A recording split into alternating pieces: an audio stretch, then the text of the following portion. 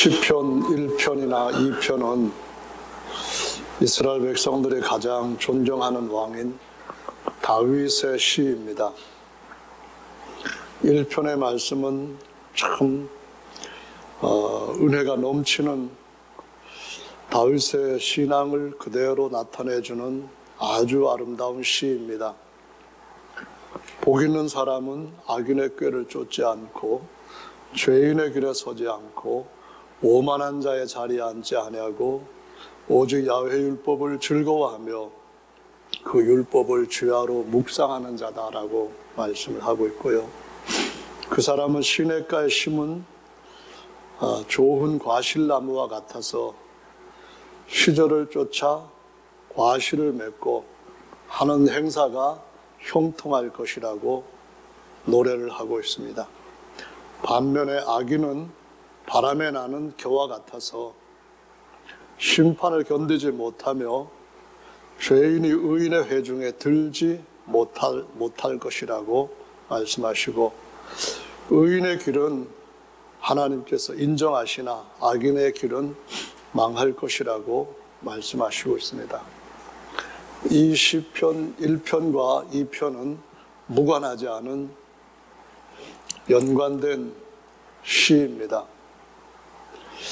1편에서 말씀하고 있는 악인, 그리고 죄인, 의인, 이런 사람들이 어떤 사람인가 하는 것은 우리가 우리 자신이 어디에 속해 있는 어떤 사람과 같은 그런 인생인가 하는 것을 살펴보기 위하여서 좀 더 성경적인 시각을 가지고 바로 깨닫는 것이 매우 중요하다고 생각이 됩니다.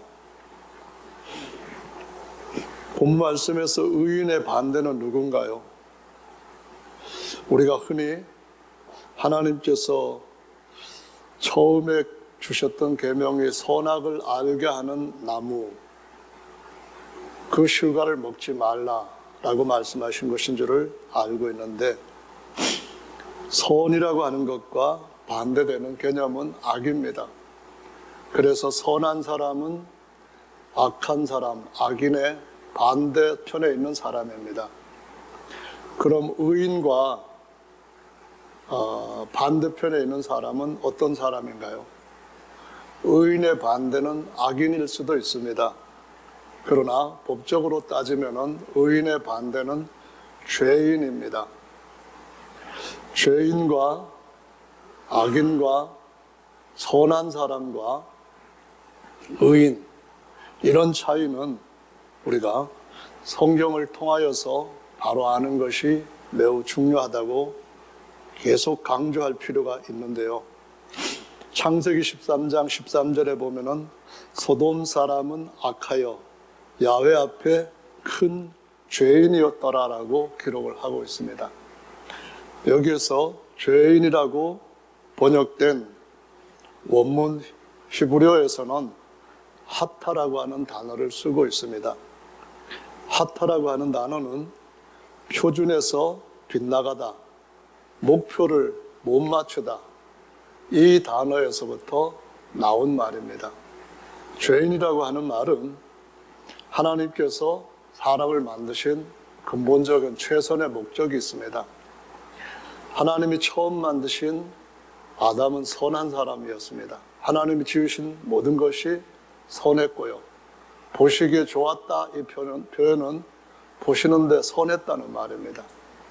그런데 하나님은 아담을 하나님의 목적의 형상의 모형으로 삼으셨습니다. 그래서 선한 것보다 더 선한 것이 있다는 그런 말씀이죠. 선한 것보다 더 선한 것이 있고, 더 선한 것보다 더 선한, 완전히 선한 것이 있다는 겁니다. 그래서 내가 어찌하여 하나님을 나를 선하다 하느냐, 하나님 한 분 외에는 선한 자가 없다, 이 말씀을 예수께서 하셨을 때 그 선함이라고 하는 것은 하나님처럼 완전 선한 것을 의미하는 것입니다. 하나님의 목적은 인생을 하나님의 그 좋은 것들을 그대로 다 누리게 하시고 나누게 하시고 또 온 세상에 그것을 채우게 하시는 데에 있습니다. 그래서 이런 일을 하지 아니할 때에 누구든지 간에 악한 사람이 되고 모든 사람들이 죄 아래 떨어졌기 때문에 그 죄에서부터 벗어나기 위해서는 하나님께서 말씀으로 천지를 지으신 것처럼 또 한 번 말씀으로 그 죄를 없애주시는 말씀으로 말미암은 은혜를 받아야 됩니다. 그러면은 하나님이 그 사람을 처음에 선한 사람, 처음에 죄 없는 의인이었던 아담처럼 의롭다고 만들어주시고 더 완전한 하나님의 의로움까지 얻을 수 있는 최선의 선한 사람으로 세우신다는 것을 보여주고 있습니다. 그래서 성경은 의인은 하나도 없다라고 말씀하실 때 특히 로마서 3장 말씀에서 바울이 그와 같은 말씀을 아주 분명하게 가르쳐주고 있는 것을 볼 수가 있습니다. 시편 14편의 말씀을 인용한 것인데요. 의인은 없나니 하나도 없으며 깨닫는 자도 없고 하나님을 찾는 자도 없고 다 치우쳐 한 가지로 무익하게 되고 선을 행하는 자가 없나니 하나도 없도다. 저희 목구멍은 열린 무덤이요 그 혀로는 속임을 베풀며 그 입술에는 독사의 독이 있고 그 입에는 저주와 악독이 가득하고 그 발은 피 흘린 데 빠른지라. 파멸과 고생이 그 길에 있어 평강의 길을 알지 못하였고 저희 눈앞에 하나님을 두려워함이 없느니라 함과 같으니라 라고 말씀합니다. 선인은 또한 의인은 하나도 없지만은 하나님의 말씀을 듣고 따르는 자는 하나님께서 죄를 해결해 주시고 그리고 그가 하나님의 말씀의 약속에 힘입어서 죄 없이 함을 받은 의인이 되게 하시고 특별히 예수께 주신 은혜와 진리의 복음을 통하여서 하나님이 보시기에 하나님의 영광을 얻을 만한 완전한 의인으로 하나님의 의를 받은 자로 하나님께서 받아주신다고 말씀하시고 있습니다. 그래서 하나님께서 우리에게 그런 의인이 되게 하시려고 하는데 이 목적에서 벗어나면은 악한 사람도 되고 또한 죄인도 될 수가 있다는 것입니다. 이것을 우리가 하나님은 농사꾼, 농부와 같다고 하는 비유를 가지고 가르쳐준 말씀을 통하여 쉽고 명확하게 깨달을 수가 있습니다.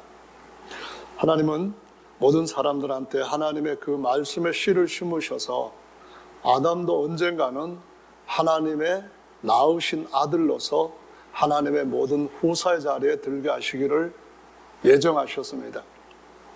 그래서 그 하나님의 온전한 말씀을 받고 말씀으로 말미암아 거듭난 사람들을 하나님의 씨 또는 곡식이라고 표현을 합니다.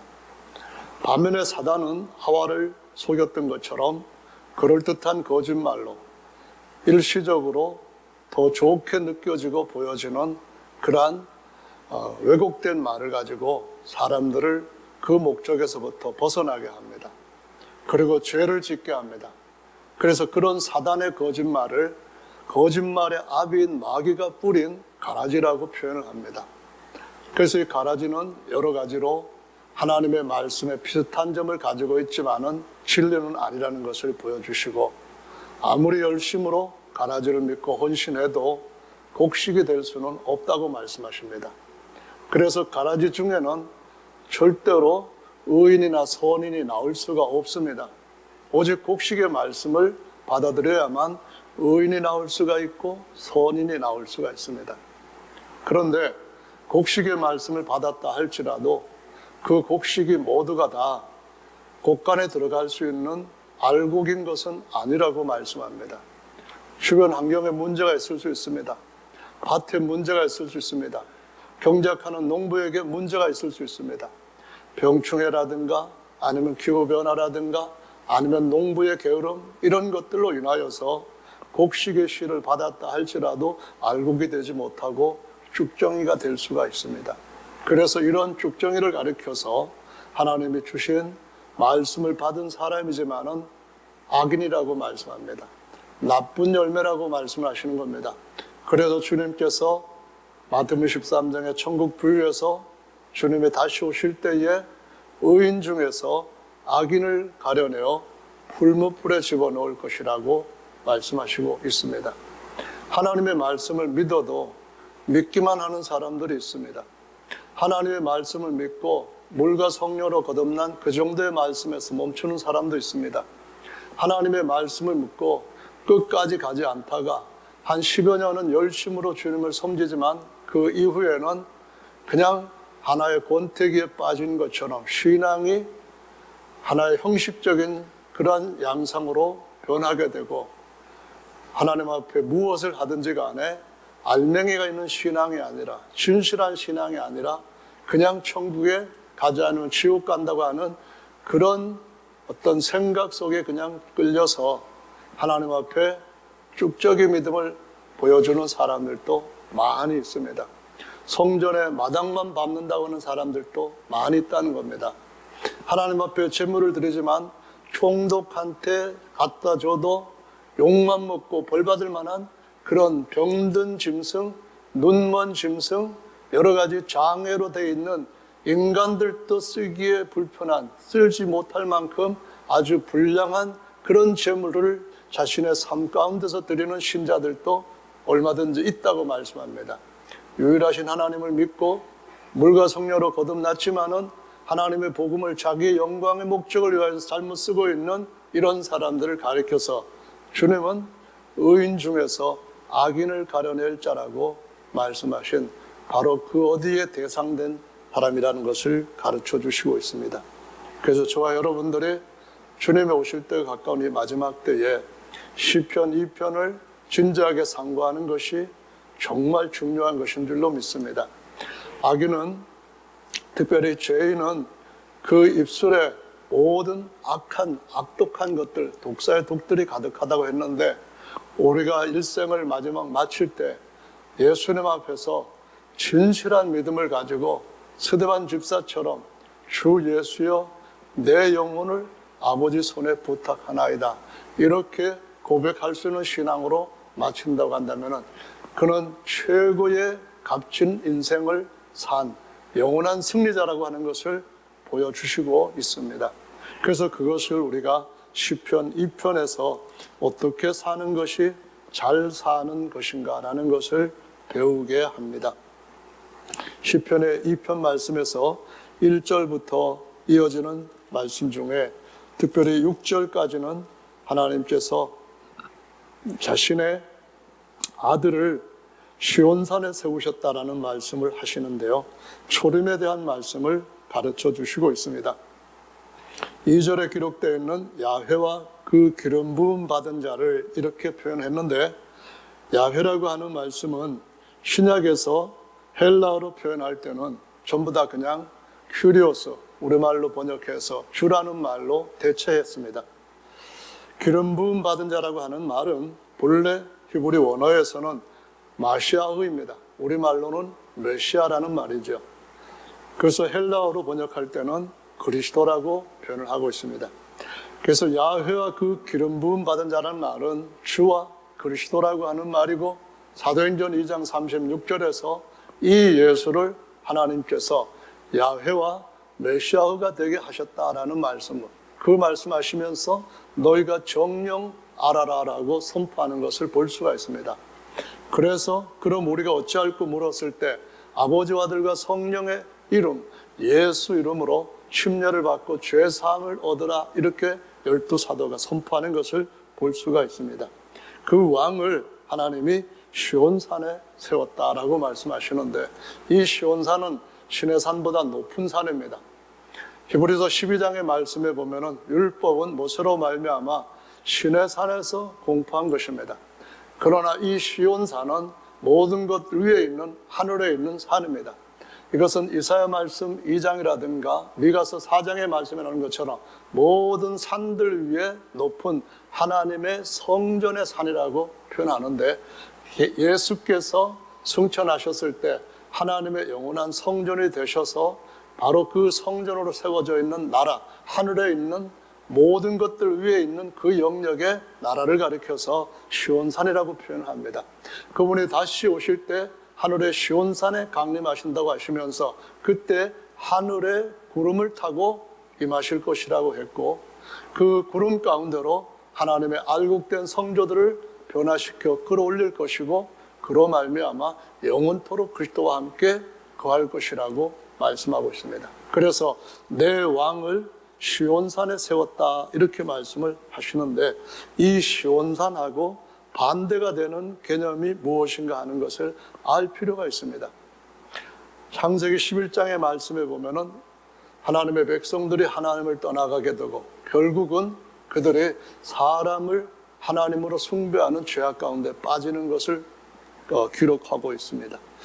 그들이 하나님 앞에 대적하는 방법으로 탑을 높이 쌓아서 하나님이 다시 심판하신다 해도 그 내린 물이 그들을 심판하지 못하게끔 안전한 도피처를 만들겠다고 했습니다.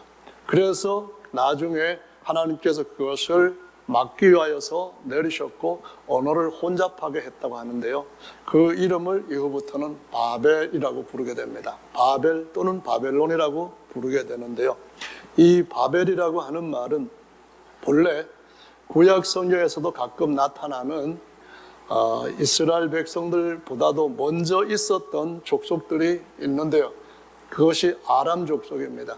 아람어라든가 아니면 수리아어라든가 이런 데서부터 이 바벨이라고 하는 말은 신의 문이라고 하는 뜻으로 사용되었습니다. 이 신의 문이라고 하는 단어가 히브리 말로서는 어떤 식으로 연관을 시켰는가 하면은 그 같은 어근에서부터 나온 말이 이 바벨이라고 하는 말이 혼란스럽게 한다고 하는 히브리어로 사용되는 이러한 사례들이 등장을 하면서부터 이제 바벨 하면은 혼란스러워졌다, 하나님께서 언어를 혼란케 하셨다, 그래서 흩으셨다, 그런 의미로 또 이후에는 전달이 되는 것을 볼 수가 있습니다. 그들이 세운 바벨탑은 견관성인데 이후에 일어나는 여러 가지 인류의 역사의 정점에 있는 어떤 것들을 보여줍니다. 그것은 바로 계시록의 말씀에 가보시면은 바벨론의 후신이 나오고 있습니다. 계시록 17장, 18장에 바벨론이라고 하는 거대한 성이 나오는데, 이 성에 대해서 1세기 때 요한이 기록한 말씀을 가지고 보면은 7 산 위에 세워진 나라라고 표현을 하고 있습니다. 7 산 위에 세워졌다, 또는 산은 언덕이라고도 번역을 하는데 7 언덕 위에 세워진 도시를 가리켜서 그 당시의 시인들도 로마를 노래할 때, 로마에 대한 시를 지어서 부를 때에 7 언덕에 세워진 아름다운 여인, 아름다운 도성, 이런 식으로 불렀습니다. 계시록도 보면은 7 산 위에 세워진 나라라고 표현하면서 7 나라는 하나님의 백성들을 바벨론에서 불러 뽑아내가지고 하나님의 선민으로 삼은 사람들을 인류 역사 대대로 핍박하고 몰살시키려 했던 나라들의 한 모임인 것을 보여주고 있습니다. 바벨론 왕이 다니엘을 잡아가서 거기에서 다니엘에게도 바벨론 교육을 시켰을 때 그때 보았던 바벨론이 머리가 되고 그 다음에 마지막에 10발가락 나라가 되는 것이 계시록 17장에서는 10뿔이라고도 하면서 계속 이어졌던 제국들을 10개의 산들, 아니 7개의 산들, 그것뿐만 아니라 7개의 언덕이라 해서 바벨론이라고 그대로 이름을 붙여서 부르고 있는 것을 볼 수가 있습니다. 세상에 가짜가 정말 많습니다. 복음이라고 하지만 가짜 복음이 많고, 예수라고 하지만 가짜 예수가 많고, 천국이라고 하지만 가짜 천국이 많고, 지옥 간증이라 하지만 가짜 지옥 간증이 엄청나게 많습니다. 그래서 하나님께서는 정말 진리의 말씀대로 바로 알고 마지막을 바로 준비하는 사람이 얼마나 복된 사람인가 하는 것을 보여줍니다. 시편 1편에 말씀하시기를 하나님은 진짜 복 있는 사람은 하나님의 말씀을 주야로 묵상하며 그 말씀을 먹고 사는 사람이라고 가르쳐 줍니다. 그런 사람들이 바로 하늘의 생명의 시내가에 심기운 나무이지만은 저 바벨론은 세상의 7개 산 언덕 위에다가 그 사이를 가로지르는, 그 사이가 양쪽을 에워싸고 있는 2개의 강에 의해 가지고 인류 문명과 함께 바벨론처럼 하나님을 대적하는 온갖 것들이 모여있는, 집합되어 있는 그러한 세상의 총체적인 거역단체라고 하는, 거역하는 모든 군중이라는 것을 보여주시고 있습니다. 여러 가지 것이 있습니다. 하나님을 대해서 우습게 알고 그리스도에 대해서 조롱하고 조롱할 뿐만 아니라 아주 온갖 저주를 퍼오는 인생들이 지구상에는 정말 많이 있습니다. 그러나 그들이 끝까지 그와 같은 삶을 이어갈 수는 없다고 하는 사실을 시편 2편이 분명하게 선포하고 있고, 그 선포한 말씀 중에 이렇게 나옵니다. 저가 철장으로 질그릇 깨듯처럼 모든 인생들을 깨뜨릴 때가 온다라고 말씀하고 있습니다. 그래서 그날이 오기까지 성도들은 어떻게 살아야 되느냐 하면은 바로 하나님의 아들에게 입맞추는 말을 해야 될 뿐만 아니라 또 하나님 앞에 예수 그리스도 앞에 믿음으로 형제로 입맞추는 그 일뿐만 아니라 하나님 앞에 해야 될 가장 중요한 일 중에 하나가 너는 내게 구하라, 내 소유가 땅끝까지 이루리라 하는 이 말씀을 믿음으로 붙들고 끝까지 주님 앞에 우리가 장차 아버지 집에 돌아갈 때에 얻게 될 그 유업이 무엇인가를 더 크게 그리고 더 크게 사모하고 그것이 현실적으로 우리 삶 가운데 올 수 있도록 믿음과 용기로 도전하는 삶을 살라고 가르쳐 주시고 있는 것입니다. 8편 내게 구하라, 시편 2편 8절 내게 구하라, 내가 열방을 유업으로 주리니 내 소유가 땅끝까지 이르리라. 아멘, 할렐루야. 여러분, 이것은 지구 하나를 가리켜서 말씀하시는 것이 아닙니다. 하나님의 형상의 모형인 아담한테는 지구 하나를 주셨습니다. 전체에게 에덴 동산처럼 만들게끔 능력도 주셨습니다. 실패했습니다. 아담의 진짜 형상의 실체가 되는 예수 그리스도께는 지구 하나 주시는 것이 아닙니다. 그들을 맏아들로 삼고 많은 아들들을 통하여 하나님이 지으신 모든 만유들을 하나님의 모든 충만함을 채우고 영원토록 다스리는 이 소유를 맡겨주시고자 하시는 것입니다. 그러므로 지구촌에서 어떤 것을 얻고자 하는 그 조그만 꿈 가지고 우리의 만족을 느낄 것이 아니라 큰 꿈을 가져야 됩니다. 위대한 이상을 보아야 됩니다. 이거는 실제적인 일이고 예수께서 승천하실 때에 우리에게 이긴 자들은 내가 이기고 아버지 보좌에 앉은 것처럼 이긴 자들에게 내 보좌에 함께 앉게 주겠다는 말씀을 따라 땅에 있는 보잘것없는 것 가지고 라오디게아 신자들처럼 족하다고 생각할 것이 아니라 이 세상에서 나오는 것으로 족하다 여길 것이 아니라 우리의 만족은 하나님께로부터 온다고 했던 고린도후서 3장의 말씀처럼 하나님이 여러분 속에 주시는 이상을 꿈꾸시기를 예수님의 이름으로 축원합니다. 하나님께 여러분 속에 얼마나 그거 놀라운 일을 행하실 것인지, 그 생애에서 여러분이 드렸던 그 기도가 어떤 놀라운 열매를 얻게 할 것인지를 여러분 스스로 여러분을 존귀케 하시고 여러분의 자존감을 높이시고 하나님의 아들처럼 하나님께서 하나님이 지으신 모든 천사들을 영원토록 다스릴 수 있는 그 자리까지 세울 수 있게 믿음으로 도전하는 이것을 지금 8절에서 말씀하시고 있습니다.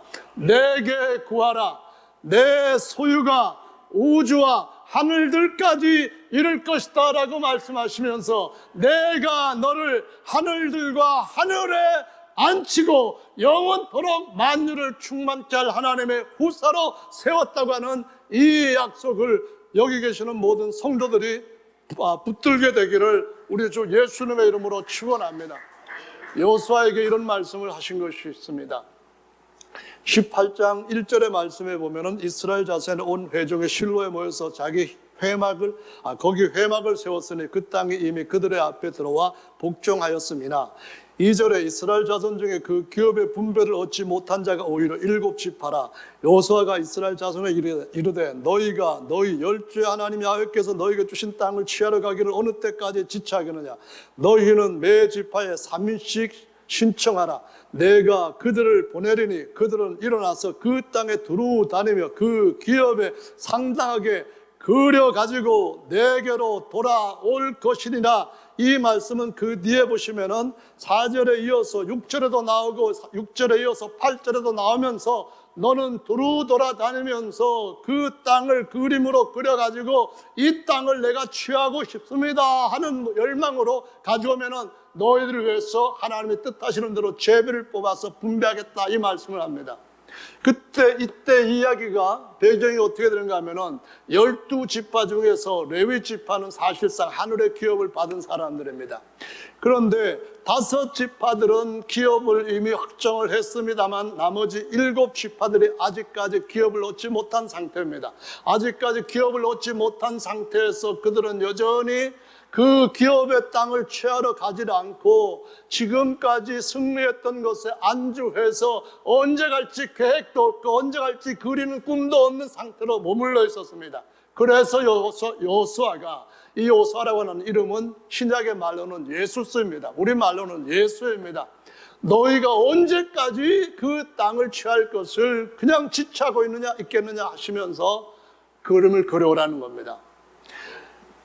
요한복음 21장의 말씀에 보면 하나님께서 처음에 갈릴리 산에서 하늘의 약속들을 딱 주시면서 그때 하셨던 여러 가지 것들을 상기시키기 위해 가지고 부활하시고 난데 거기서 만나자고 제자들한테 말씀을 하시고 내가 먼저 너희들에게 거기 가서 너희들을 기다리겠다 했습니다.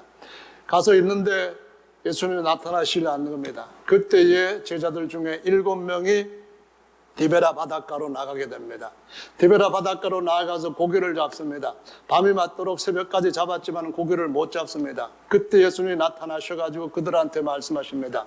배 오른편에 그물을 내라라. 그랬더니만 얼마나 고기들이 큰 것들이 가득 잡혔는지 그물을 들어 올릴 수가 없을 정도로 그냥 끌고 해변까지 나왔다고 말씀을 하고 있습니다. 그때 7명의 제자들은 다 예수님이 어떤 분인지를 알았습니다. 아버지시면서 아들이시면서 또한 어린 양으로 돌아가셨다가 부활하신 분임을 다 확인을 했습니다. 그런데 주님이 그들에게 교육시켜야 할 것이 가장 먼저 또 한 가지가 있다는 겁니다. 가서 거기서 나랑 만나자 했는데 집에 있을 때는 예수님이 그들에게 나타나실 알았습니다. 그런데 그들이 디베라 바닷가로 나아가서 그물질을 계속 하고 있을 때에 주님이 나타나셨습니다. 그래도 못 잡고 있을 때에 이 고기를 잡는 것은 내가 내 손으로 할 일이라고 말씀하십니다. 그들에게 나타나서 주님이 하시는 말씀은 너희가 고기를 잡으러 너희들의 기업의 땅으로 가야 되지만은 그때 가서 그 앞에 있는 적들을 이기는 것은 너희들의 칼과 군대 수와 장비를 가지고 취하는 것이 아니라 이 승리는 내게 달려있다 이 말씀하시면서 우리가 어떠하든지 간에 약하든지 숫자가 적든지 아니면은 어떤 것들로 인하여서 주저할 만한 것들이 많다 할지라도 주님이 우리와 함께 하신다면은 이 땅은 우리의 것이라고 저 산지는 내게 주십시오라고 할 수 있는 그 꿈을 그려갖고 주님 앞에 구하면은 주께서 주시는 그 영토가 땅 끝까지 아니라 우주 끝까지 아니라 모든 하늘 끝까지 이룰 것이라고 약속하시는 것을 볼 수가 있습니다. 형제 자매 여러분, 우리에게 꿈이 있습니다. 우리에게 위대한 비전이 있습니다. 이것은 우리가 만들어낸 것이 아니라 하나님께서 마지막 주께서 오실 때에 이 일을 이루시기 위해서 누군가에게 주께서 주시는 것이고 누군가가 그 부름에 응답한다면 주께서 그를 통해서 반드시 이룰 일인 줄로 믿으시기를 예수님의 이름으로 축원합니다. 이 일은 정말로 멋지고 아름답습니다. 이 일을 통해서 한평생을 살다가 인생을 마지막 주님 앞에서 내 꿈을 다 이루어 주시옵소서 하고 주님만에 안기고 그 다음 일들을 또 새로운 세대들한테 물려주는 일은 가장 놀라운 중요한 일인 줄로 믿으시기를 바랍니다. 할렐루야, 아멘. 예수님이 제자들한테 고기를 잡게 하고 난 뒤에 그 아침 시간이었는데 제자들이 무트로 나와서 보니까 고기도 구워져 있고 조반이 준비되어 있는 겁니다. 이건 누가 했을까 봤더니만 그건 다른 사람은 없고 예수님이 친히 준비를 하신 것이었습니다. 그리고 고기 좀 갖고 와라 더 굽자 해가지고 하시면서 조반을 먹으라며 주님이 그 제자들한테 먹을 거리를 준비해 주신 걸 볼 수가 있습니다. 누가복음의 말씀해 보시면 이런 말씀합니다. 예수께서 다시 오실 때에 그때 깨어있으라. 깨어있는 종들은 복이 있다. 내가 진실로 너에게 이르노니 주인이 띠를 띠고 그 종들을 자리에 앉히고 나와 수종드리라 라고 말씀합니다. 수종하리라 이 말씀합니다. 주인이 누굽니까? 주인이 올 때 기다리는 종은 누구입니까? 예수님께서 다시 오실 것이고 우리는 그분 오시는 것을 기다리는 자들입니다. 그럼 우리가 어떻게 해야 됩니까? 깨어서 주께서 깨어있을 때 빈둥빈둥 딴 게 아니라 주님의 일을 하고, 그럴 때 주께서 우리에게 오늘 요한복음 21장에서 제자를 위해서 아침을 준비하신 것처럼 수종드는 일을 할 것이라고 말씀하시고, 누가복음 17장 말씀에서 보시면은 뭐라고 말씀하시는가 하면은, 도리어 저토록 너 먹을 것을 예배하고 띠를 떼고 나의 먹고 마시는 동안에 수종들고 너는 그 위에 먹고 마시고 하지 않겠느냐 이 말씀을 하시면서, 깨어있는 종이라고 한다면은 이것도 하고 저것도 하고 했다고 해서 그것에 대해 가서 대가 기다리면서 왜 안 준비하고 불평하고 그럴 것이 아니라, 나는 주님 앞에 주님의 핏값으로 사서 주님께서 이 집안에서 먹고 살 수 있도록 포도원에 일할 수 있는 은혜 주셨으니까 그것만으로도 감사하고 그것만으로도 만족합니다. 그럴 때에 주께서 다시 오실 때 이렇게 말씀합니다. 그 모든 소유를 너희에게 맡길 것이다 라고 말씀합니다. 하나님이 지으신 모든 것들을 맡기실 것이다 이 말씀을 하십니다. 그러면서 누가복음 19장에서 기록된 말씀을 보면은 이런 말씀을 합니다. 나의 왕됨을 원치 아니하는 자들을 내 앞에서 쫓아내고 그들한테 사형을 내리라 라는 말씀을 합니다. 그분이 다시 오실 것입니다. 그래서 이어지는 말씀에 보시면은 9절에 내가 철장으로 저희를 깨뜨리며 질그릇같이 부수리로다 이 말씀을 합니다. 질그릇은 뭡니까? 우리의 육체를 하나님이 흙으로 만드셨다고 말씀합니다. 죄 지었기 때문에 언제든지 깨질 수 있게 되었다고 말씀합니다. 더러워졌기 때문에 씻어야 쓸 수 있다고 말씀하십니다.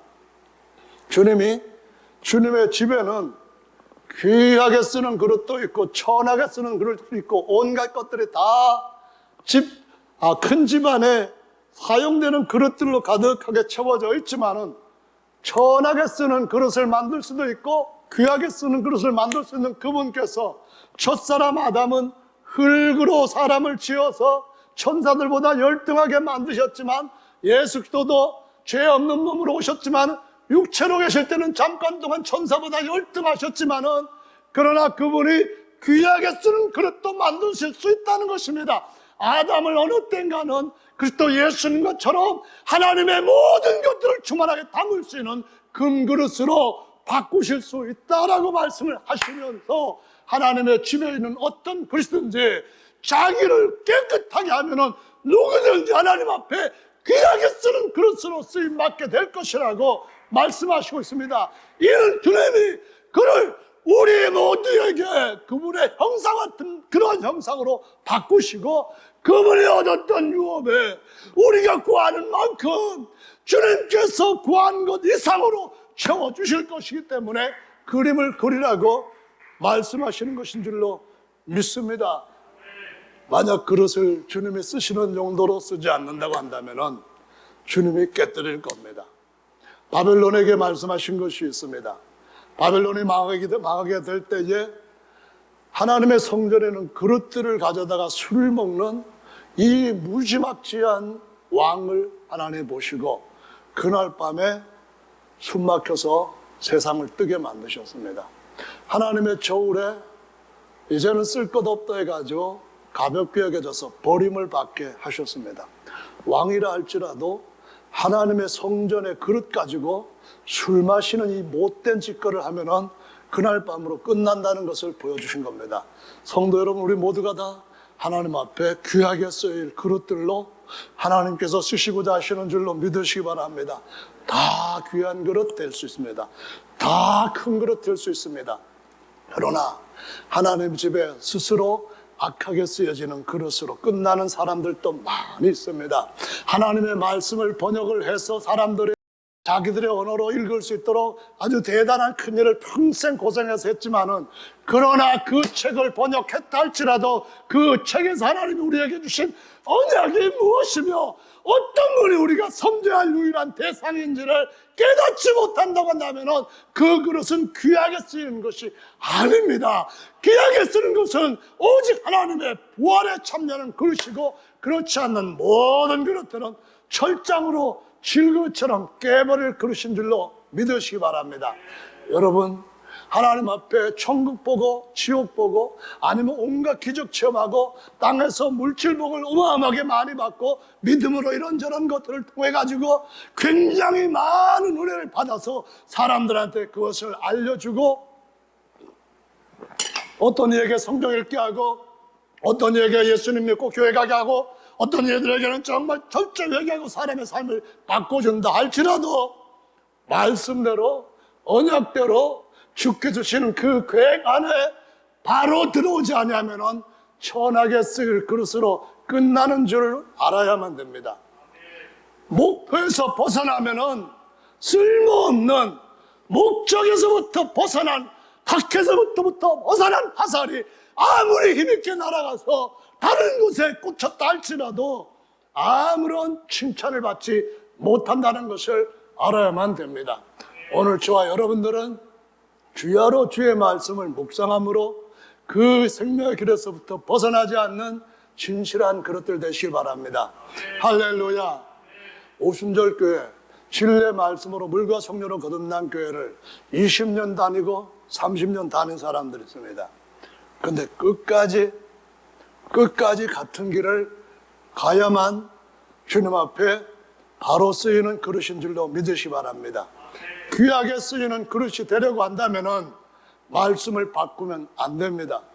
진리의 말씀이라면 우리가 어디에 속해 있든지 간에 말씀대로 하는 것이 예수께 속해 있는 삶인 줄로 믿으시기 바랍니다.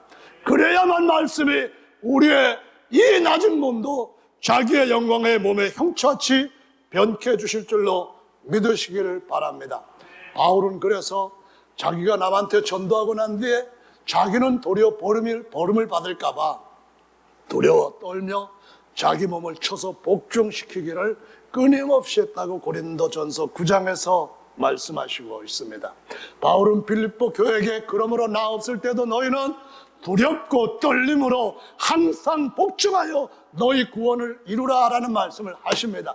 지금 내가 하나님 앞에서 너희들한테 눈물로 호소한다면서 많은 사람들이 십자가의 원수로 행한다면서 예수 믿고 자기의 영광 구하고, 예수는 믿고 세상에 잘되는 목적으로 만족하고, 예수 믿고 결국 하나님을 신으로 섬기는 것이 아니라 그들의 신은 배요, 그들의 영광은 땅의 부끄러움에 있고, 그들의 마침은 영원한 구원이 아니라 영생이 아니라 멸망으로 끝난다고 말씀하시면서 우리의 시민권은 하늘에 있는지라 조리로서 만유를 자기에게 복종시키시는 자의 역사로 주께서 다시 오실 때에 우리의 낮은 몸을 자기의 영광의 몸의 형체와 같이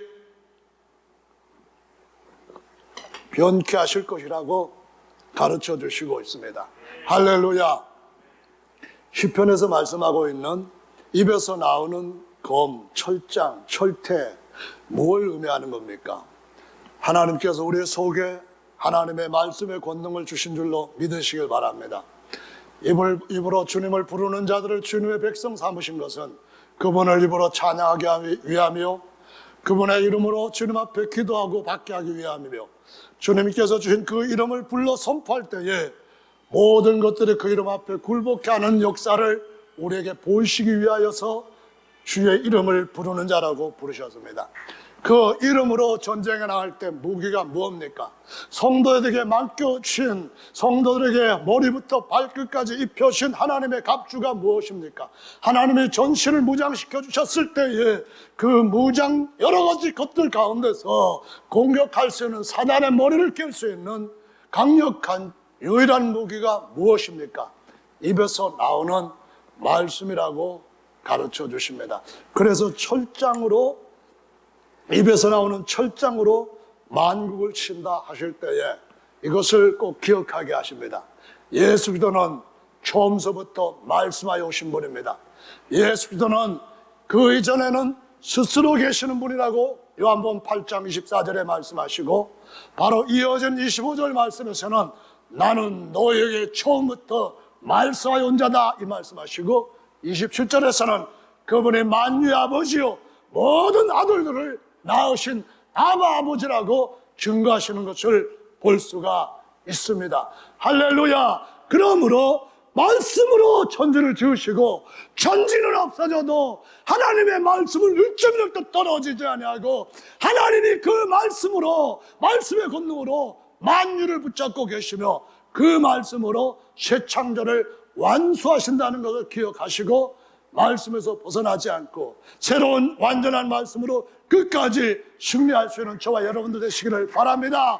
모든 육체는 불이 없, 그 모든 영광은 불의 꽃과 같지만은 오직 주의 말씀은 세세토록 있다는 이 말씀으로 저희 모두가 다 완전한 승리를 얻게 되기를 예수님의 이름으로 축원합니다. 바울의 다음 후계자는 디모데였습니다. 디모데는 바울에 이어서 사도에게 속한 가장 신실한 후계자였습니다. 사도에게 속한 속사도로서 가장 믿을 만한 충성된 일꾼이었습니다. 바울이 그에게 디모데 전서를 보냈을 때 이렇게 말합니다. 디모데 전서 1장의 말씀에 보면 17절에 만세왕 곧 썩지 아니하시고 보이지 아니하시고 홀로 아니하신 하나님께 존귀와 영광이 세세토록 있을지어다. 아멘. 2장 5절에서 이렇게 말씀합니다. 하나님은 한 분이시요 또 하나님과 사람 사이의 중보도 한 분이시니 곧 사람이신 그리스도 예수라. 아멘. 디모데전서 3장 16절에 이렇게 말씀합니다. 그도다 경건의 비밀이요 그렇지 않다는 이 없도다. 그는 육신으로 나타난 바 되시고 영으로 의롭다 하심을 입으시고 천사들에게 보이시고 만국에서 전파되시고 세상에서 믿음 받으시고 영광 가운데서 올리우셨습니다. 할렐루야. 여기에 보면은 하나님 홀로 한 분을 선포합니다. 2장 5절에서 유일하신 중보자 사람이신 그리스도 예수를 선포합니다. 3장 16절에서는 말씀이 육신에서 우리의 어린 양이 되신 하나님께서 육체를 입으시고 하나님과 어린 양이 되신 경건의 비밀을 선포합니다. 할렐루야. 이것이 주님이 주신 요한의 계시록에서 마지막 나타나는 모습으로 그 17장 바벨론, 음녀, 거짓 교회, 하나님의 말씀을 왜곡한 하나님의 진리를 진리를 대적하고 하나님의 성도를 끊임없이 귀했던 바로 그들에게 경고하고 있는 17장 14절에 이렇게 말씀을 하고 있습니다. 뭐라고 하는가 하면 17장 14절 저희가 어린 양으로 더불어 싸우려니와 어린 양은 만주의 주시오 만왕의 왕이시며 저희를 이기실 터이요 또 그와 함께 있는 자들도 부르심을 입고 빼내심을 얻은 신실한 자들도 이길 것이다 이 말씀하시는데, 디모데 전서 6장 15절 말씀에 하나님은 한 분이시여 그분은 만왕의 왕이시며 만주의 주라고 말씀하시고, 계시록 17장 14절에서는 음녀들과 싸울 때에 어린 양은 만주의 주이시고 만왕의 왕이시라고 선포하고 있습니다. 어린 양이 왕으로서 누구와 싸웠습니까? 세상 임금 마귀의 머리를 깨뜨리신 줄로 믿으시기 바랍니다. 어린 양이 누구를 이겼습니까? 바로 죄와 사망으로 마귀 위에까지 왕노릇하는 이 왕을 깨부셨는 줄로 믿으시기 바랍니다. 유일하신 참 한 분 하나님의 육체를 꼬셔서 만약 마귀뿐만 아니라 죄와 사망까지 이기셨기 때문에 여기서 이렇게 선포를 하시는 겁니다. 계시록 19장 말씀에 보시면은 15절에 이런 말씀을 하십니다. 그런 말씀으로 나타나셨는데 그는 만왕의 왕이시며 만주의 주라고 말씀합니다. 하나님의 어린 양이실 뿐만 아니라 그는 하나님의 아들로서 그리스도라는 말씀을 하시면서 이 메시아가, 이 기름 부음 받은 자가 자기에게 입맞추지 않는 모든 열방, 주님을 거역한 죄인들과 악인들 모두에게 나는 만왕의 왕이며 만주의 주라고 선포하시고 있습니다. 할렐루야. 그러므로 이 거역하는 모든 자들에게 주님이 질그릇으로, 아니 철장으로 질그릇 깨는 것처럼 깰 것인데, 그게 뭡니까? 입에서 나오는 말씀입니다. 하나님의 말씀은 만왕의 왕이며 만주의 주라고 선포하시고 있습니다. 할렐루야. 계시록 19장에 이어 더 뒤로 가 22장을 보십시다. 22장 16절에 뭐라고 말씀합니까? 나 예수 그리스도는 다윗의 뿌리라고 말씀합니다. 할렐루야. 홀로 한 분이신 영원한 왕이신 분, 만왕의 왕이신 바로 그분이 예수이십니다. 할렐루야. 그분은 다윗의 자손이라고 말합니다. 하나님의 어린 양이시라는 겁니다. 할렐루야. 마귀와 죄와 사망의 대가리를 깨버린 그러한 아주 강력한 영원한 왕이라고 말씀합니다. 그 왕을 인정하지 않는 자들은 깨질 것입니다. 모든 고집된 가르침들은 깨질 겁니다. 그 다음에 나는 뭐라고 말합니까? 광명한 새벽별이라 말씀합니다. 새벽별이라는 것은 하나님이 존재하시고 전능하신 분으로서 지으신 최상의 존재가 천사입니다. 천사들 중에서도 최고의 엘리트 천사라고 할 수 있는 천사장들 중에 천사, 이런 그룹들이 뭐라고 말하는가 하면은 새벽별들이라고 욥기 38장 7절에도 나오고 또 다른 데서도 나오는데, 그 중에 최고의 천사장이 번역을 할 때에 한자로 말하는 계명성이라는 번역이 새벽별이라는 겁니다. 그것은 장차 하나님이 낳으실 아들의 모형으로서 하나님이 지으신 최상의 존재로서 그 능력과 그 권세와 그 영광과 그 맡겨진 기름 부음 받은 일들이 얼마나 대단한가를 구약시대에 최상으로 보여주셨는데, 예수 그리스도는 하나님의 아들이십니다. 하나님은 의의 태양이시고 하나님은 그 모든 형제들을 하나로 연합하여 그의 신부로 삼을 때에 달과 같은 비유로 말씀하시고 있고, 그 달 안에 있는 아들들을 별들이라고 말씀하시면서 그 중에 맏아들 되신 예수님을 광명한 새벽별이라 이렇게 말씀합니다. 새벽별, 지금 뜬다고 하는 말씀은 무엇을 가르쳐주고 있습니까? 예수께서 영광의 주 하나님으로 영원한 만왕의 왕으로 다시 오실 날이 가깝다고 하는 사실을 보여주시고 있습니다. 어떻게 해야 될까요? 18절 19절에 말씀에다 더하지 말라고 말씀합니다. 말씀에다 빼지 말라고 말씀합니다. 오순절날 교회가 어떻게 구원받았는지를 살펴볼 줄 안다면 그대로 그 시대에 그 원래의 오리지널의 복음, 오리지널의 예수님 따라가면은 반드시 그들과 함께 거기서 만나게 될 줄로 믿으시기 바랍니다. 그것을 바꾸면은 바벨론 음녀가 된다고 가르쳐 주시고 있습니다. 성도 여러분, 오늘은 광복절이잖아요. 36년 동안 일본이 우리를 압제할 때에 고생들 많이 하셨다는 것 알고 계시잖아요. 그러나 죄와 사망에서부터 해방되는 것은 400년 애굽의 종살이에서 해방되는 것보다 더 크고 놀라운 겁니다. 아멘. 우리가 우리 육체를 벗어날 때도 우리는 실수하는 것이 아니라, 실패하는 것이 아니라 영원하고 더 큰 승리를 준비하고 이제 주님 앞에 마지막 상급받을 수 있는 그 놀라운 주님의 부르심 앞에 있다는 사실을 기억하시길 바랍니다. 승리하시는 모든 분들이 되시기를 예수님의 이름으로 축원합니다. 할렐루야. 다 같이 잠시 동안 기도하겠습니다.